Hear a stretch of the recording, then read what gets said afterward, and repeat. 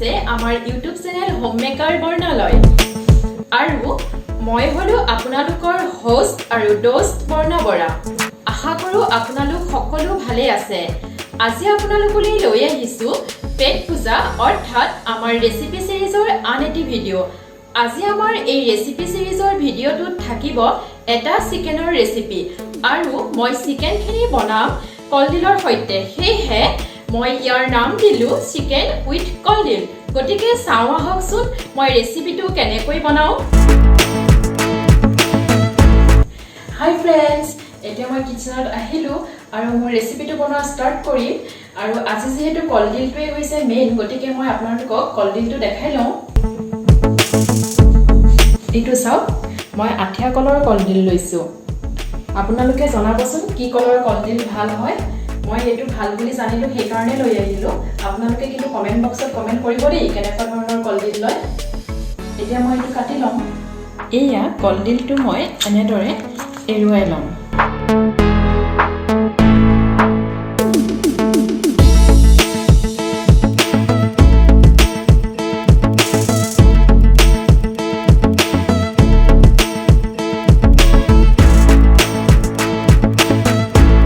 বন্ধুসকল, আচলতে কটাৰীখনে কাটি মই ইমান সুবিধা নাপাওঁ, সেইকাৰণে এতিয়া এইখন ইউজ কৰিম।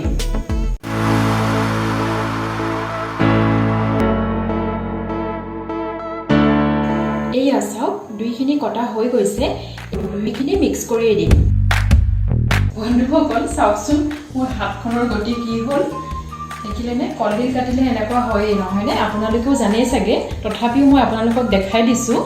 এতিয়া মই এখন চাফা কৰি লওঁ, নহ'লে বনাই থাকোঁতেতো গোটেই কাপোৰতে লাগিব আৰু সেয়েহে মই এইখিনি চাফা কৰিবলৈ নেমু অকণ এনেদৰে হাতত ঘঁহি দিওঁ। আপোনালোকে বাৰু কি ইউজ কৰে ক'বচোন। মই কিন্তু নেমুৱে ব্যৱহাৰ কৰোঁ।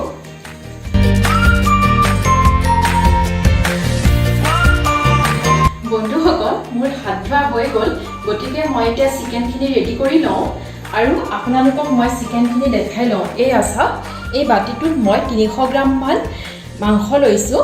মাংস মানে মই ব্ৰইলাৰ মাংসহে লৈছোঁ, আপোনালোকে কিন্তু লোকেল চিকেনো ল'ব পাৰে। এতিয়া মই মাংসখিনি মেৰিনেট কৰি ল'ম। ব্ৰইলাৰ মাংসখিনি মেৰিনেট কৰিবলৈ মই জোখমতে লৈছোঁ। এয়া হৈছে হালধি, এয়া নিমখ, এয়া জিৰা পাউডাৰ, এয়া ধনিয়া পাউডাৰ, এয়া ৰেড চিলি পাউডাৰ, এয়া চিকেন মছলা, এয়া জালুকৰ গুড়ি, এয়া গৰম মছলা আৰু এয়া হৈছে মিঠাতেল। গতিকে এই গোটেইখিনি দি মই মাংসখিনি মেৰিনেট কৰিম।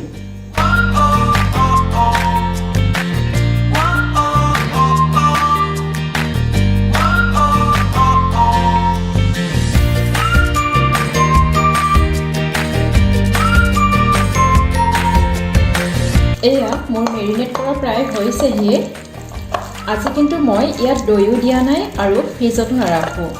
ফ্ৰিজত ৰাখিলে অৱশ্যে টাইমো বেছি লাগে আৰু সময়বোৰো এনেই গুচি যায়। এনেদৰে যেতিয়া ৰান্ধিব পাৰি, সেয়েহে মই এনেকৈয়ে ৰান্ধিম। এনেকৈ ৰান্ধিলেও কিন্তু টেষ্টিয়ে হয়। এয়া মাংসখিনি দিবৰ কাৰণে মই এইখিনি এনেদৰে কাটি লৈছোঁ। এয়া হৈছে পিঁয়াজ, এয়া মই 3 বা 4টামান ল'লেই হ'ল, সৰু সৰুকৈ কুটি লৈছোঁ। এয়া হৈছে শুকান জলকীয়া, এয়া হৈছে তেজপাত, এয়া হৈছে 3টা কেঁচা জলকীয়া, এয়া হৈছে আদা আৰু নহৰু। আদা আৰু নহৰুখিনি মই এনেদৰে সৰু সৰুকৈ কাটি লৈছোঁ। এই গোটেইখিনি এতিয়া মই তেলত দি ধুনীয়াকৈ ভাজি ল'ম। লগতে 3টা আলু এনেকৈ কাটি থৈছোঁ আৰু আদা নহৰু এনেদৰে খুন্দি থৈছোঁ। আজি কিন্তু মই গ্ৰাইণ্ডাৰ ইউজ কৰা নাই, এই খুন্দনাটোত খুন্দি থৈছোঁ, কিয়নো কলডিল চিকেন বনালে গ্ৰাইণ্ডাৰত পেষ্ট কৰা আদা নহৰু খাই ভাল নালাগে। এইটো দিলে টেষ্টটো অলপ বেলেগ হয়। তেন্তে আহক এতিয়া গেছ অন কৰোঁ, চিমনি অন কৰোঁ আৰু কেৰাহীখন বহাই দিওঁ। এয়া কলডিল চিকেন বনাবলৈ মই মিঠাতেল ইউজ কৰিছোঁ। মই কিন্তু তেল বেছি নিদিওঁ, এয়া ইমানখিনিয়ে দিলোঁ। এয়া কেৰাহীখনো গৰম হৈছে আৰু তেলো গৰম হৈছে, গতিকে মই আলুখিনি ফ্ৰাই কৰি লওঁ। আপোনালোকে চাগে দেখিছেই, মই মাংস বনালে প্ৰথমতে আলুখিনি ফ্ৰাই কৰি লওঁ। আপোনালোকেও যদি পাৰে প্ৰথমতে আলুখিনি ফ্ৰাই কৰি ল'ব, তেতিয়া আঞ্জাখন বৰ সোৱাদ হয়। গেছটো অকণমান কমাই লওঁ, যিহেতু তেলখিনি ধুনীয়াকৈ গৰম হৈ গৈছে। এতিয়া আলুখিনি দি দিম।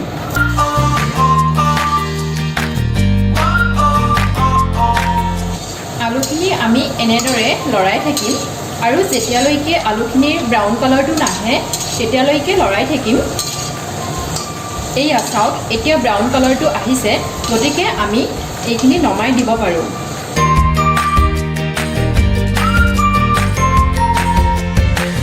এতিয়া মই জুইটো অকণমান বঢ়াই ল'ম আৰু এয়া পিঁয়াজ, আদা, নহৰু এই গোটেইবোৰ কেৰাহীখনত দি দিম।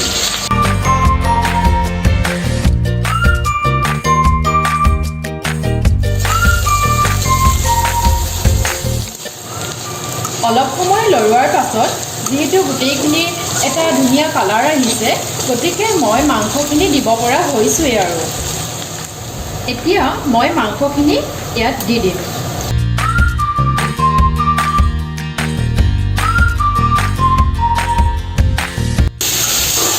আৰু মন কৰিব যাতে গোটেইখিনি ধুনীয়াকৈ মিক্স হৈ যায়।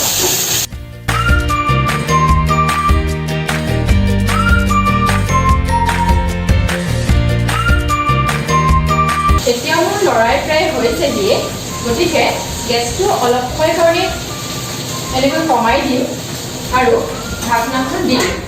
মনত ৰাখিব, আমি এনেকৈ 10 মিনিটমান সময় ৰাখিলেই হ'ব।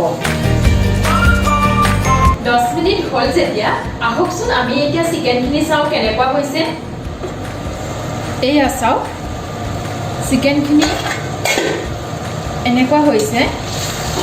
এয়া ধুনীয়াকৈ তেলটো ওলাই আহিছে। এতিয়া মই অলপ লৰাই দিম। দেখিছেনে চিকেনখিনি দেখিবলৈ কি ধুনীয়া লাগিছে। বন্ধুসকল, এতিয়া যিহেতু চিকেনখিনি ৰেডি হৈছে, গতিকে কাটি থোৱা কলডিলখিনি আৰু ভাজি থোৱা আলুখিনি দিব পৰা হৈছেই।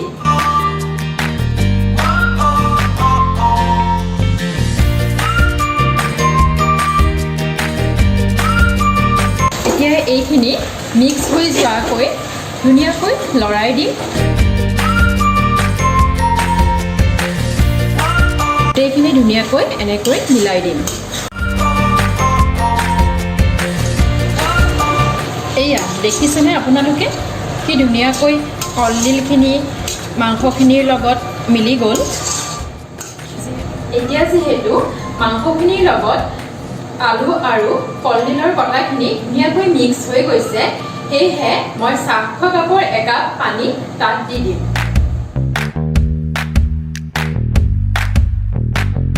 এয়া পানীখিনি ঢলা হৈ গ'ল।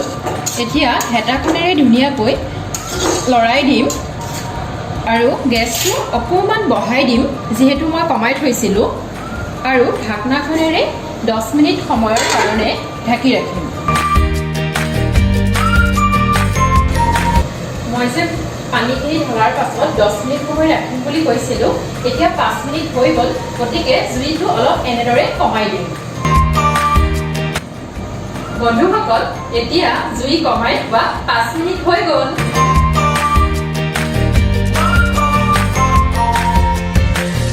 এইয়া দেখিছেনে আমাৰ কলডিল চিকেন ৰেডি হৈ গ'ল। গতিকে এতিয়া মই অকণমান লৰাই দিম।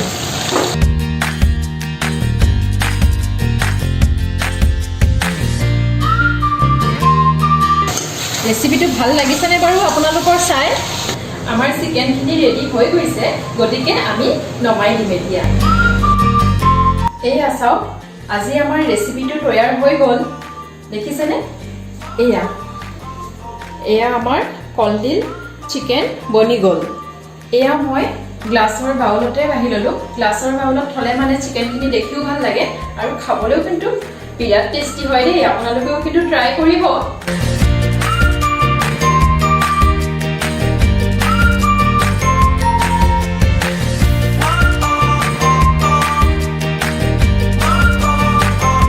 বন্ধুসকল, আমি এইমাত্ৰ ডিনাৰ কৰি উঠিলোঁ। কলডিল দিয়া চিকেন খাই বিৰাট ভাল লাগিলে। আপোনালোকেও মই যেনেধৰণে দেখুৱাইছোঁ বনাই খাই চাবচোন, বিৰাট ভাল পাব। আৰু বনাই খাই পেলাই মোক কিন্তু কমেণ্ট কৰিব দেই কেনেকুৱা পালে। যিহেতু আপোনালোকে জানিলেই মোৰ কেমেৰামেন হাজবেণ্ড, গতিকে কষ্ট মষ্ট কৰি দম চম খাই বনাই থাকোঁ আৰু। আপোনালোকেও জনাবচোন লাইক কমেণ্ট কৰি কেনেকুৱা পায় আমাৰ ভিডিঅ'বোৰ চাই। আৰু আমাৰ চেনেলটোৰ নাম হ'ল হোমমেকাৰ বৰ্ণালয় আৰু ছাবস্ক্ৰাইবো কৰিব কিন্তু আজিলৈ ইমানতে সামৰিলোঁ ধন্যবাদ